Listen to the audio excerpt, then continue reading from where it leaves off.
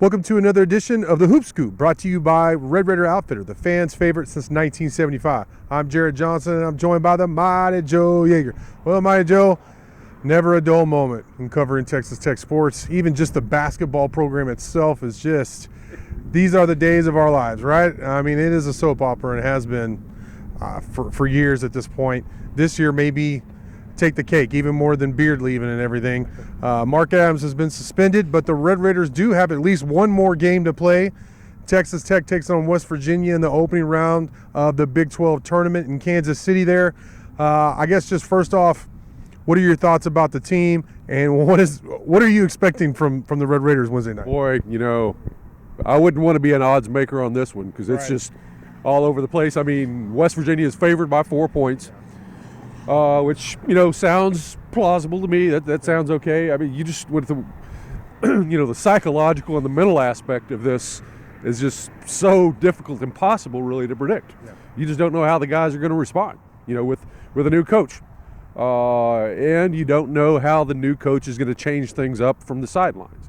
How he's going to, he's got his own ideas. Yeah. Corey Williams has his own ideas about how this team should conduct itself out on the court. Maybe a substitution rotations. We're probably going to see some guys play more than we have in the past, and some other guys maybe not get as many minutes.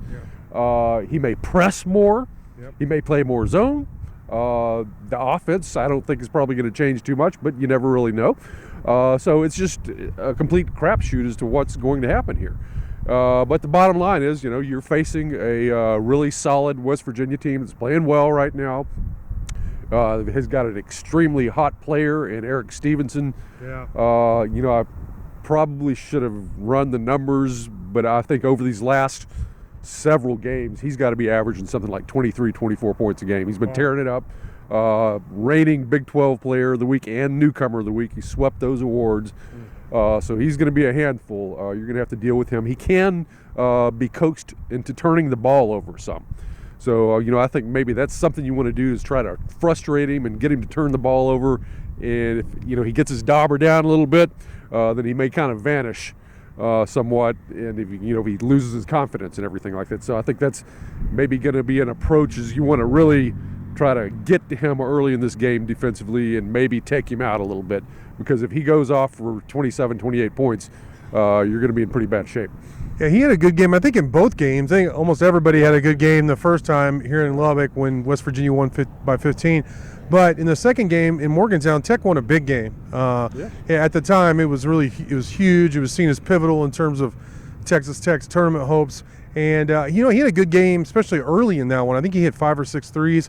And then late, he missed some open shots. Right. And he even had some interesting comments after the game about, we just lost to the worst team in the conference and all that. So I don't know. It's hard for me to gauge Texas Tech's team. I feel like I have a better handle on all the other teams in the Big 12 at this point than Tech's team because I don't know what's more improbable. All the drama we've heard, the fact that Mark Adams has been suspended for insensitive comments, or the fact that Tech won those games, or they started 0-8 with the talent there's just... Or that they lost the last 3 games. Or that they lost the last 3 games. There's just... This team has been really hard to figure from game to game, day to day. So, what does Texas Tech need to do in order to beat West Virginia Wednesday night? Well, first and foremost, the defense has to be at a top level because, there are so many really, really good offensive teams in the Big 12. Baylor's really good, TCU, Kansas, of course, right. But West Virginia also is a very good offensive team, led by Eric Stevenson, but they got another guy, Kedrian Johnson, sort of a combo type of a guard. He's known more as a defensive player, but he can go up and go off for 20. And they got Emmett Matthews, who I think is a little bit, him and Trey Mitchell. I consider both of them to be a little bit overrated, but both of them are capable of popping up and gunning you down in any particular game. So they've got some different pieces there that you just kind of don't really know who's going to go off on any particular night. So you got to be really sound defensively. You got to be prepared for all sorts of eventualities. But it all starts with Stevenson and making sure that he doesn't just completely go off on you. Now, we kind of have to get ahead of ourselves here, because I definitely am not saying that Tech's going to beat West Virginia, but hypothetically, if Tech beats West Virginia, up next they'd have Kansas, I believe at 2:30 on Thursday.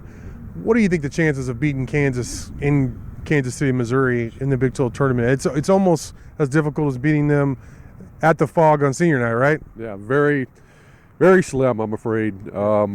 And you know, we don't like to whine and complain about the officiating, but I will say this: whenever you play Kansas in basketball, and it doesn't matter if it's Texas Tech or some other team, it could be just about anybody. Like a conspiracy. No.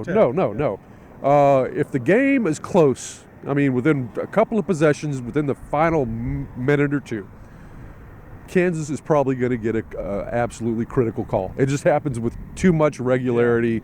So I mean, not only do you have to beat Kansas, I mean, the only way you're going to beat them is if you got a kind of a nice lead going down the stretch. Yeah. And they're hard enough to beat as it is. To be able to amass that sort of a lead is just extremely difficult to do. But really, I mean, that's just about the only way you're going to beat them. If it's close, the calls are going to go Kansas's way, and you know that's going to make the difference. So I mean, it's if Tech gets by West Virginia, it's going to be an extremely tall order. And let's give credit to Kansas where it's due, because they are a legitimate team that is they can win the national title again. They could be the overall number 1 seed in the tournament. Would not be the least bit surprised. They're very, very good. Yep. First things first, Texas Tech takes on West Virginia, 6 p.m. Central Time, Wednesday night. The game is on ESPNU. So y'all's guess is as good as ours in terms of what kind of team is going to show up for Texas Tech tonight. But for now, Mighty Joe, great stuff as always. Thank y'all for watching, and until next time.